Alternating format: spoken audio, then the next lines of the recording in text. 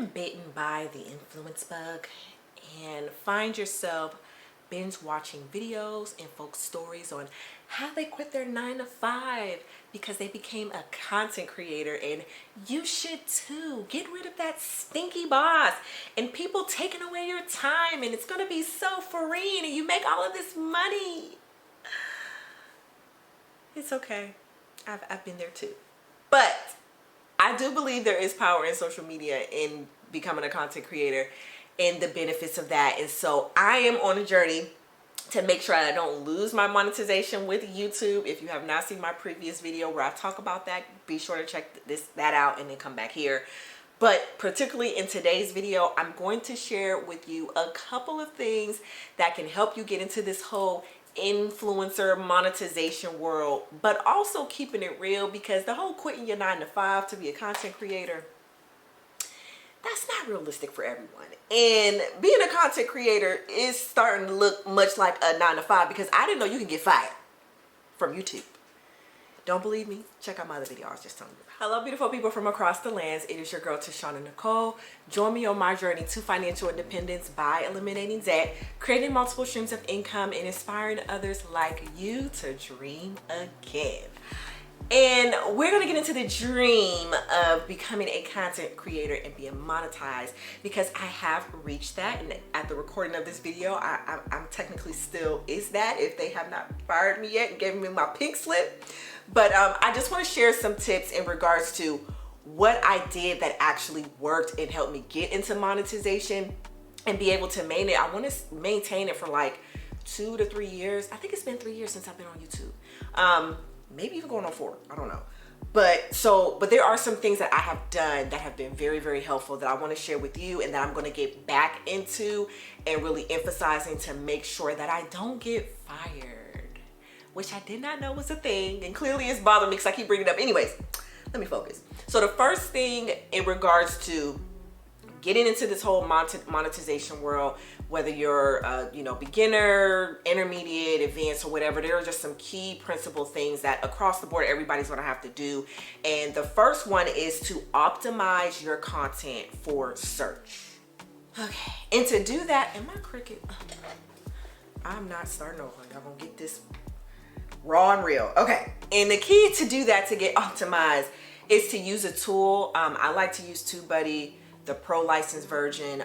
It's relatively budget friendly, but it has different tools on there where you can use what is called the Keyword Explorer, where you can put in tags, you can put in titles that you had in mind to see how well you could possibly rank for that particular tag or title. And what I like about TubeBuddy is that it gives you specifically like a percentage on how well a title will do for your particular channel. And so I like to stay in the range of keeping it above like 70% or more. Definitely want to get into like the green area, and hopefully I remember how to do like a video layover to show you exactly what I'm talking about. But the Keyword Explorer is really, really cool because it provides all of the data and analytics, and it even has for the different tags that you can use. It can show you what particular tags are coming up even in Google search, and we know that YouTube and Google is practically married. So Keyword Explorer on the TubeBuddy tool is going to be key to helping you be efficient and not getting burned out while you're trying to run this whole content creation. The next thing you want to do is craft compelling titles and descriptions.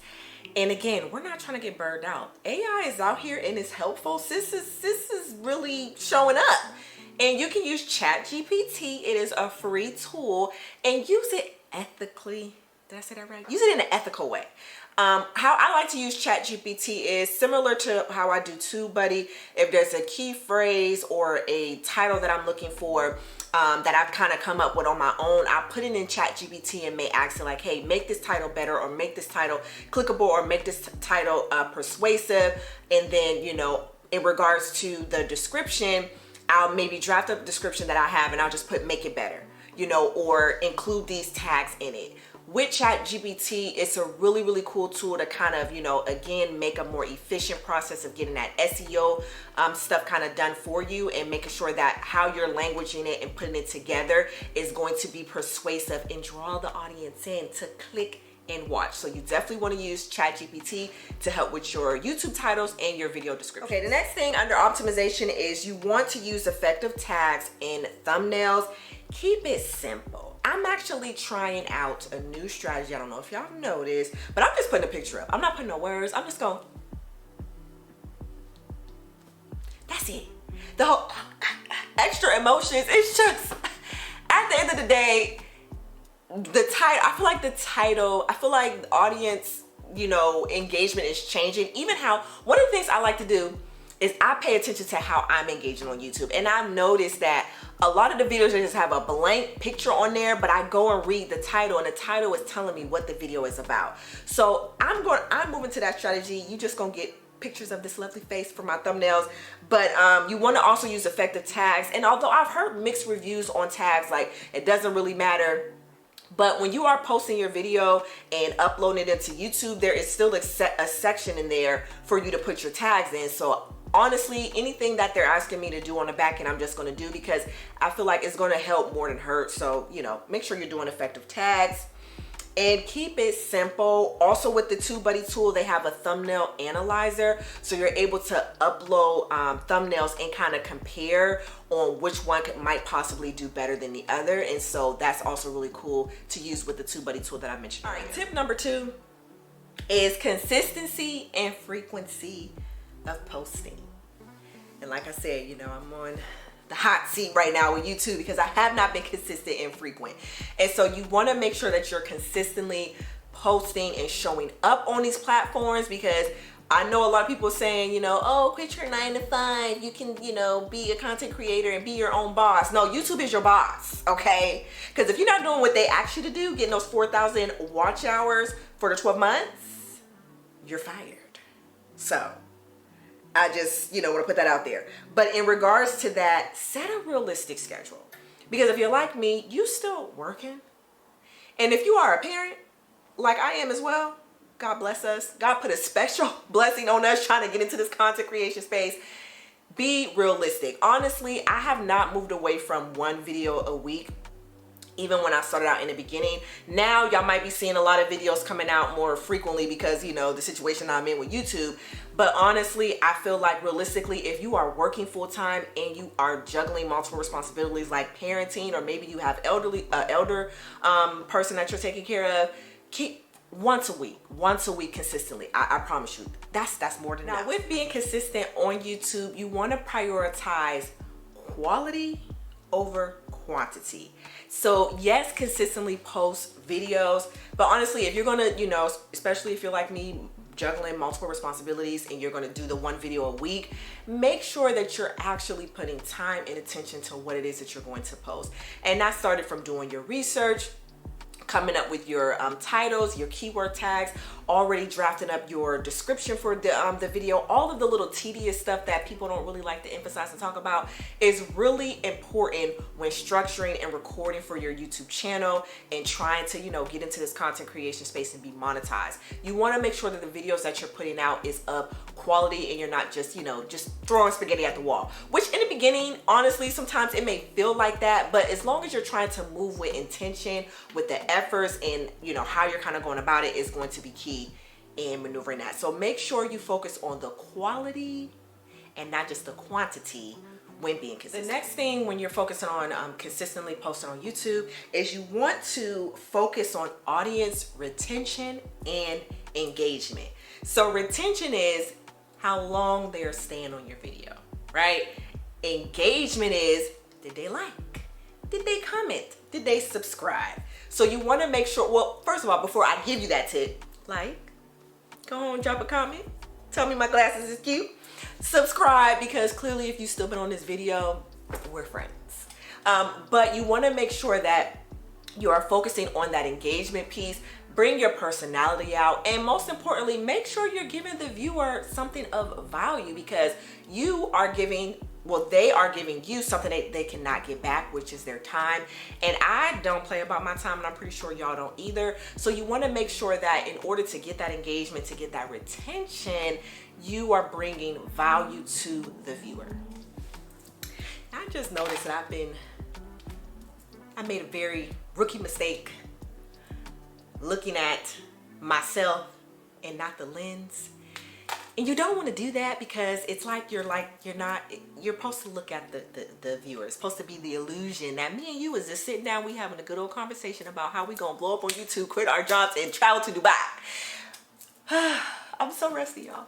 Okay, let me get back. Okay, this third tip is use your superpower as a viewer.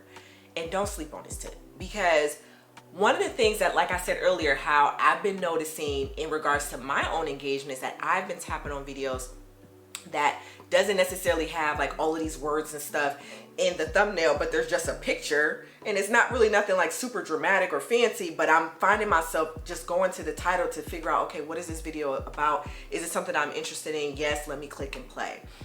And you want to do that in a variety of niches. Like my channel is like the core of my channel. Some of the pillars of my channel is personal finance, self-development, mental health. But you want to, use your superpower as the viewer in a variety of niches outside of what you plan to record on YouTube, particularly to your channel. And it helps you just be in tune on what is actually grabbing my attention, what made me click that video, what made me want to comment. Did the creator, say, drop a, purple heart below if you made it to this far in the video. You can do that if you like.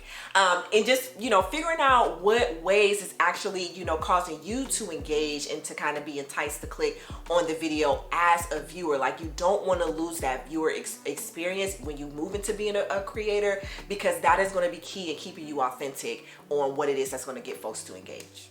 Lens. Okay, I'm going to throw in this bonus tip, and that is to utilize YouTube Shorts. Although I'm kind of like, all of these social media platforms be getting on my nerves because they just be copying each other. And YouTube, sometimes I feel like, just stay in your lane, do what's been working. But YouTube Shorts has been a priority lately on YouTube, and so don't ignore using Shorts if you are, generally creating long form content.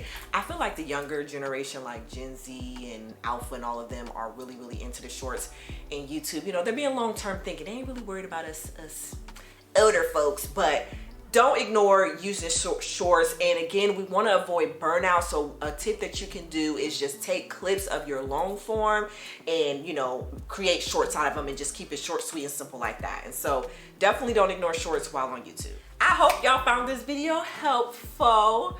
Be sure to like, comment, and subscribe, and join the hopeful community. If you are inspiring or already on the journey of being a content creator for various reasons, whether it want to be to make extra income or to completely quit your 9-to-5 to start another 9-to-5, it's on you, what I'm saying? But no, seriously, keep going, stay the race. Do not get discouraged about the amount of people that are supporting you, the amount of views that you have right now. You have a story that somebody needs to hear. You have a tip that somebody needs to learn from. And you have a personality that's going to brighten up somebody's day. So get in front of the camera and help us out. We want to see and hear from you. And I'm hoping all these tips help in a way where you're not burning yourself out, because it can be done in a strategic, healthy way to kind of get into this whole content creation space. And hopefully all these tips that I share with you is of value. So until next time, please be sure to dream, believe, and achieve.